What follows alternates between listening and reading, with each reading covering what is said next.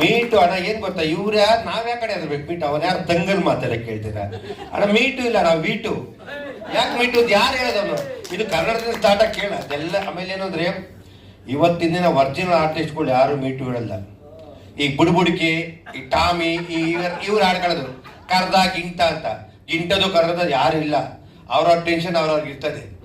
ಅಲ್ಲ, producer ಕರ್ದ, hero ಕರ್ದ, ಯಾರು ಕರೆಯಲ್ಲ. ಅವರೇ ಕರೆದ್ರು ಯಾರು ಹೋಗೋ ಪರಿಸ್ಥಿತಿ ಇಲ್ಲ ಇವತ್ತು. ಅದರಿಂದ ಮೀಟು ಗೀಟು ನಮ್ಮ ಚಿತ್ರರಂಗದಲ್ಲಿ ಇಲ್ಲ. ಯಾರು ಅದು ಇಟ್ಕೊಳ್ಳಬೇಡಿ. ಆಮೇಲೆ ಯಾರು ಅದ್ರ ಬಗ್ಗೆ ತಲೆನೂ ಕೆಡ್ಸ್ಕೊಬೇಡಿ. ಯಾವ ಬುಡ್ಬುಡಿಕೆ ಟೈಮ್ ಪಾಸ್ ಬರ್ತಾರೋ ಅವ್ರಿಗೆಲ್ಲ ತಲೆ ಕೆಡ್ಸ್ಕೊಬೋದು. ಸಿನಿಮಾಗಳು ಮಾಡೋಕೆ ಒಳ್ಳೊಳ್ಳೆ ಸಿನಿಮಾ ಬೆಳಿಬೇಕು, ಮಾಡೋಣ. ಇದನ್ನ ಆಲ್ರೆಡಿ ನಮ್ಮ 6 ವರ್ಷ ಮುಂಚೆನೆ ಮೀಟು ಬಂತು ನಮ್ಮ ಕನ್ನಡ ಚಿತ್ರರಂಗಕ್ಕೆ. ನನ್ನ ಅಯ್ಯೋ ಬೇರೆ ಬೇಡ, ನನ್ನನ್ನೇ ಅಟ್ಯಾಕ್ ಮಾಡಿ ತುಂಬಾ ಪತ್ರಕರ್ತರು ಮಂಜೂಸ್ ಕ್ಯಾಚ್ ಮಾಡಿ ಬಂತು. ನಾನೇ ಅಲ್ಲೇ I am not meat, I am wheat ಅಂದೆ. ಅವಳು ಬಂದ್ರೆ ನಾನು ಬರ್ತೀನಿ, ನಾನು ಅವಳು ಬರ್ದೆ ನಾನು ಯಾಕೆ ಬಂದ್ರೆ ನಾನು ಯಾಕೆ ಬರ್ಲಿಕ್ಕೆ ಯಾರು ಹೇಳಿದ? ನಾನು ಓಪನ್ ಆಗಿ ಹೇಳಿದೆ. ಭಯ ಏನಿದೆ ರೀ ಪ್ರಪಂಚ. ಆಮೇಲೆ ಈ ನಮ್ಮ ಚಿತ್ರರಂಗ ಒಂದೇ ಅಲ್ಲ, ಪ್ರತಿಯೊಂದು ಏನೇನು ಇರ್ತದೆ ಇಟ್ಕೊಳ್ಳಿ, ಅದು ಯಾರೂ ಇಲ್ಲ. ಅವ್ರವ್ರ ಅನಿಸಿಕೆ ಅವ್ರ ಅಭಿಪ್ರಾಯ ಇದ್ರೆ ಕೋಪರೇಷನ್ ಹೋಗ್ತದೆ, ಯಾರು ಬೇಡ ಅನ್ನಲ್ಲ.